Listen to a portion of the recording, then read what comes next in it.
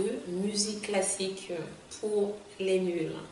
J'espère que vous allez très très bien aujourd'hui et que vous profitez du soleil. Vous savez, la dernière fois, je vous avais annoncé Robert Schumann, compositeur de la période romantique, cette période qui allait de 1820 à 1900. Robert Schumann a une histoire passionnante, triste et flippante. Vous savez, Robert Schumann est sans aucun doute le compositeur le plus symbolique de sa période, la période romantique, dans sa manière d'écrire typique. Son écriture pianistique est réputée très originale et symphonique, mais certaines de ses œuvres nécessitent une virtuosité peu commune et de grands écarts de main de la part des interprètes. Robert Schumann naît en 1810 à Zwickau, dans le royaume de Saxe en Allemagne. L'Allemagne de l'époque n'est pas unifiée et est divisée en plusieurs États.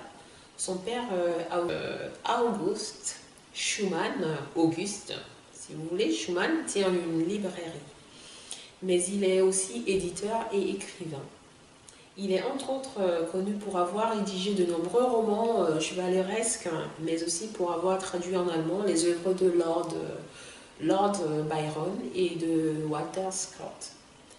Il place son fils Robert dans une école privée où il insiste pour qu'il soit formé au latin, au grec et au français, la marque d'un homme cultivé. Oui, à l'époque, pour être classé parmi les hommes cultivés, il fallait savoir parler latin, grec et français. Encore de nos jours, ces paramètres rentrent en jeu. Et bon, il y a certainement d'autres paramètres qui rentrent en jeu de nos jours. Vous savez que les choses évoluent selon les époques. C'est aussi à cette époque que Robert Schumann reçoit ses premiers cours de piano de l'organiste de la cathédrale de Zwickau, Johann Gottfried Guntzsch. De nombreux organistes sont aussi pianistes. Son père l'amène également voir de nombreux concerts de musique savante pour parfaire sa culture. Le jeune Robert est enthousiaste et veut posséder un piano et son père lui en offre un. Parallèlement à son amour pour le piano, le jeune Robert développe très tôt une passion pour la littérature et dévore de nombreux ouvrages. Oui, c'est un lecteur vorace, on peut le dire ainsi. Il s'essaie à la rédaction de poèmes et son cœur est partagé entre sa passion pour la littérature et celle pour la musique. Il choisira finalement la musique, mais il dira que son cœur déchiré aurait voulu se dédier aux deux. Il parlera de cruels dilemmes, oui, bien évidemment, un cruel dilemme quand il s'agit de choisir entre ces deux passions et qu'il n'y a pas possibilité de trouver un bon compromis. C'est la découverte des œuvres de Schubert qui aura fait balancer son choix vers la musique, tant il admire ce compositeur, ce grand compositeur. L'année 1826 est une année de grand chagrin pour le jeune adolescent. Sa sœur se suicide cette année, puis son père meurt à son tour. Alors que son père soutenait les ambitions artistiques de son fils, sa mère, Johanna Christiana, elle n'y est pas favorable. Elle lui interdit de poursuivre la musique ou la littérature et l'inscrit en 1828 à la faculté de droit de Leipzig. Le jeune Robert s'y ennuie profondément, détestant cette matière. Très vite, il n'assiste même plus aux cours. Il est trop dépensier avec l'argent que sa mère lui verse, s'endette, prend des cours de langue étrangère et fait un voyage en Italie pour découvrir l'opéra italien et le pays de Rossini. Il est admiratif devant la Scala de Milan. Mais oui, qui ne serait pas admiratif devant la Scala de Milan? C'est juste un palais sans pitié. En 1830, sa mère, comprenant qu'il ne sera jamais un juriste, finit enfin par céder et l'autorise à avoir une carrière de musicien. Il prend comme professeur un pianiste réputé, Friedrich Wieck, et est impressionné par le talent de la petite Clara Wieck, pianiste que son père a formée et qui, à 8 ans, est une virtuose. Cela le poussera à travailler très dur pour rattraper le niveau de la petite fille et se consacrer entièrement au piano. Oui, cela va le galvaniser dans ses allures, mais cela marquera aussi le début de sa fin. À cette époque, il a 20 ans et la petite Clara n'a que 8 ans, elle est déjà une virtuose du piano. Et cette situation créera en lui une sorte de frustration, une sorte un complexe d'infériorité, voilà. Et il se dira, il faudrait que j'atteigne le niveau de la petite Clara en peu de temps. Son défi, c'est de pouvoir devenir virtuose du piano en 3 ans, ce qui est techniquement pas possible.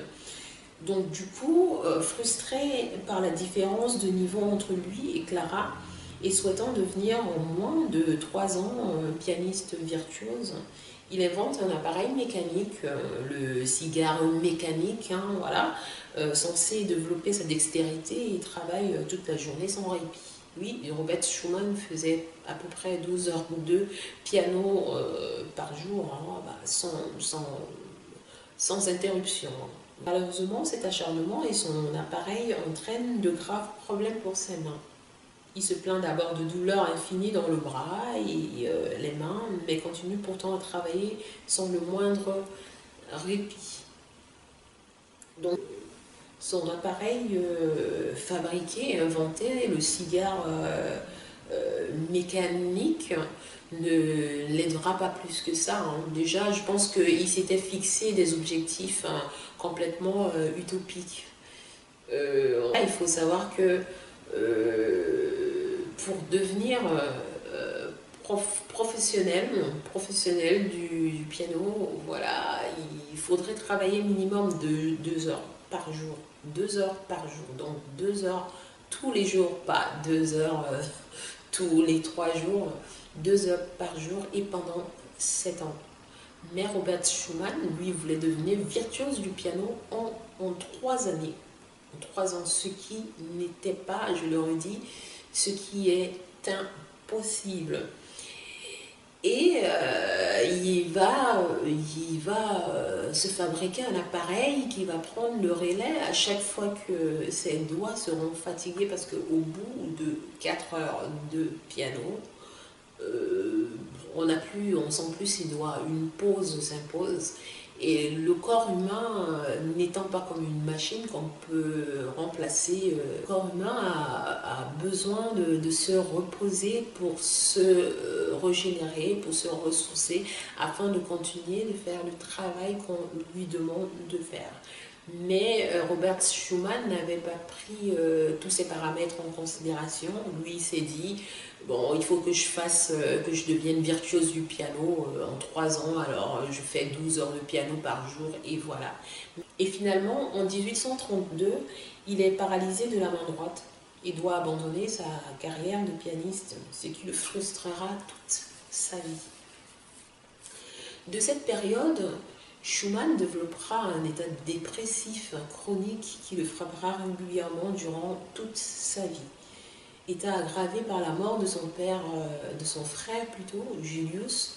De même, il est connu pour être hypocondriaque. Hein. Je ne sais pas si vous savez ce que c'est tout simplement la peur excessive des maladies. Hein. Il développera avec le temps d'autres troubles mentaux qui, en s'aggravant, marqueront la fin de sa vie. Quand il déprime, il se réfugie généralement dans une frénésie de composition qui donneront ses plus grandes œuvres. Hein. C'était pas perdu non plus, cette frénésie de composition. Entre-temps, il s'était lancé dans la composition avec un certain succès dès 1831 avec les variations pour piano. Hein. Je pense que les pianistes savent ce que c'est. Ce qui le consolera, mais seulement en partie, de sa carrière perdue de pianiste. Il se lance entièrement dans la composition dès lors. En 1843, il crée une revue musicale dans laquelle il se révèle être un critique musical et sa revue a un certain succès. En 1835, il commence une relation amoureuse avec Clara Wieck. Vous vous souvenez, la petite fille qui avait 8 ans à l'époque et qui était déjà une virtuose du piano, alors âgée de 15 ans et professionnelle du piano réputée pour sa virtuosité. Il la demande en mariage à son père, ce qui est légal à cette époque, à cet âge-là. Robert Schumann, face à sa demande en mariage, essuiera un refus cinglant. Le père de Clara va formellement refuser cette union entre Robert Schumann et Clara Wieck.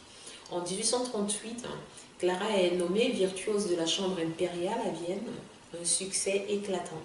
Schumann envisage un temps de s'y installer avec elle, mais le projet sera abandonné. Le père de Clara persiste à refuser le mariage, menace de déshériter sa fille et de couper ses revenus si elle persiste dans sa liaison avec Schumann. Il accuse Schumann d'être un ivrogne. Clara et Robert alors font un procès au père de Clara en 1839 pour forcer le mariage et l'attaquer en diffamation. En 1840, le procès est un succès. Ils réussissent à convaincre le tribunal de la moralité de Schumann, de la solidité de ses finances et ils obtiennent l'autorisation de mariage malgré le désaccord du père. Ils se marient aussitôt et s'installent à Leipzig. Chacun des deux époux poursuivra avec succès sa carrière musicale et ils auront 7 enfants. Après s'être longtemps consacré au piano, Schumann se lance dans la musique symphonique et dans les leaders. En fait, qu'est-ce que c'est les leaders du lead, etc. Les leads, on trouve un chanteur soliste ou 2 chanteurs solistes accompagnés d'un instrument, un piano, un violon, un orchestre, etc. En 1843, il est nommé professeur au conservatoire de Leipzig, ce qui lui offre un revenu stable, mais lui permet également d'influencer les futurs musiciens par son style. Il accompagne Clara dans une tournée à Moscou la même année et il y vit un moment intense de jalousie. D'être considéré comme le mari de la pianiste virtuose seulement. C'est vrai, on comprend cette petite jalousie parce qu'il aurait voulu être virtuose du piano lui aussi. À la fin du séjour, en 1844, il tombe malade et fait ses premières crises mentales sévères. Hallucinations, crises de nerfs, phobie. Il n'arrive plus à tenir son journal qu'il vend, alors il aura dès lors fréquemment ce genre de crise, mais s'aggravant avec le temps. En 1845, il s'est rétabli. Le poste de directeur du conservatoire de Leipzig est alors vacant, mais Schumann n'est pas choisi. Déçu et touché dans son orgueil, il démissionne et déménage pour Dresde. Cependant, à Dresde, c'est l'échec et aucun poste officiel ne s'ouvre pour lui. Et il se tourne alors exclusivement vers la composition, alors que sa maladie le frappe à répétition. En 1847, Émile, son fils né l'année précédente, décède, ainsi que le compositeur et ami de Schumann, Felix Mendelssohn. Schumann se renferme dans sa dépression après avoir assisté aux funérailles à Leipzig. En 1850, il obtient finalement un poste à Düsseldorf, lorsque son ami Hiller quitte la ville et propose de lui confier son poste de directeur de l'orchestre de la ville. Schumann accepte avec reconnaissance et déménage donc à Düsseldorf, qui appartient au royaume de Prusse à l'époque. Il connaît pour un temps une période de sérénité et un répit dans ses crises. C'est l'apogée de sa carrière et la ville se réjouit d'avoir gagné 2 musiciens célèbres par la même, entre Robert Schumann et Clara. Voilà, Clara Wieck, sa femme, qui était devenue Clara. Hélas, en 1852, ces troubles le frappent à nouveau et il doit laisser la baguette à son assistant régulièrement. Schumann a des difficultés à parler. En 1854, Il doit finalement démissionner de son poste de chef d'orchestre à cause de ses problèmes mentaux. Il sort de chez lui en pantoufles la même année et se jette dans le Rhin. Quand on parvient à le sauver, il est alors enfermé dans un asile psychiatrique à Bonn dont il ne sortira plus jamais. L'état de santé de Robert Schumann s'aggravait au fur et à mesure, etc. À un moment, il faisait des crises schizophréniques. Voilà, il a intenté à sa vie. Il attend en vain une visite de Clara et compose depuis l'asile dans ses périodes de lucidité. En 1855, alors que le docteur propose de faire sortir Robert, même s'il n'est pas guéri complètement, pour le ramener à la maison, ce qui lui ferait du bien, Clara, sa femme, refuse. Pour elle, il est hors de question de faire revenir un Robert qui ne serait pas complètement guéri auprès des enfants. Donc pour Clara Schumann, Robert, dès lors qu'il était passé en hôpital psychiatrique, il représentait un danger pour leurs enfants et donc du coup, elle ne voulait pas qu'ils reviennent chez eux, donc à la maison. Face à ce refus, il restera à l'asile où son état va grandement s'aggraver. Il écrit sa dernière lettre à Clara qui restera sans réponse. En 1856, Robert Schumann est désespéré. Il refuse alors la nourriture et est mourant. Clara accepte de le revoir une dernière fois à l'asile, ce qui lui donne un dernier sourire. Puis il s'éteint peu après la même année, s'étant laissé mourir alors qu'il n'a que 46 ans. Et donc il va entamer une crise de la faim et finalement il mourra en 1856, donc la même année, à l'âge de 46 ans seulement. Robert Schumann aura marqué la période romantique de son empreinte, influençant tous ceux qui le suivront. C'était une personnalité renfermée, peu à l'aise à l'oral, mais brillant à l'écrit. Comme certaines personnes, il y a des gens qui ont de bonnes capacités rédactionnelles, mais qui à l'oral, c'est pas trop ça. Bon, c'était pas le cas de Robert Schumann. Lui, il avait juste, je pense qu'il lui manquait quelques codes sociaux. Sa fragilité mentale aura entraîné son déclin et sa mort, sans doute aggravée par une personnalité bipolaire. Les événements traumatisants de sa vie et la dégradation de sa relation avec Clara sont généralement jugés comme une cause probable de l'effondrement de sa santé mentale. Même si Clara Schumann parle, elle, d'une syphilis qu'il aurait eue jeune et qui aurait pu conduire à cette dégradation mentale. C'est vrai, l'argument de Clara tient la route dans la mesure où, effectivement, une syphilis peut attaquer la santé mentale d'un individu. Mais ce n'était pas le cas de Robert Schumann, parce que l'autopsie du musicien ne décèlera aucune trace de syphilis. Et l'on sait que Clara Schumann a détruit certains éléments de ses lettres qui n'allaient pas dans son sens.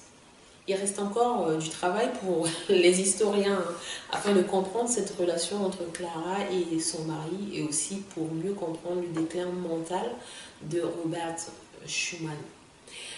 Quoi qu'il en soit, l'œuvre de Schumann est magistrale et comprend une œuvre pour piano imposante et brillante, dont la célèbre arabesque 1839 ou les scènes de la forêt 1849, mais aussi des leaders très nombreux et poétiques, dont le plus célèbre est certainement le cycle de leaders L'amour ou la vie d'une femme, Frauenliebe und Leben, composé en 1840.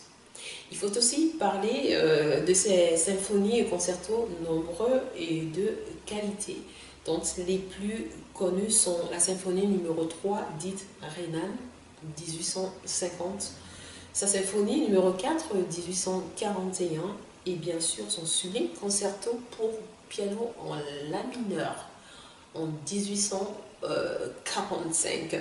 Je vous conseille de suivre ce concerto de Robert Schumann. Il est juste magnifique, et magnifique, c'est le seul qualificatif qu'on pourrait lui attribuer. Il est considéré encore de nos jours comme un des plus grands concertos de la musique savante. Voilà tout sur Robert Schumann, compositeur de la période romantique, cette période qui allait de 1820 à 1900. La prochaine fois, nous parlerons de notre compositeur que j'appelle Muzio Clementi. C'est un compositeur exceptionnel parmi les compositeurs exceptionnels. J'espère que ce numéro de musique classique pour les nuls vous aurait plu. Je vous demande de partager. N'oubliez surtout pas de laisser des commentaires constructifs. Vous pouvez aussi vous abonner, que ce soit sur ma page Facebook ou sur ma chaîne YouTube.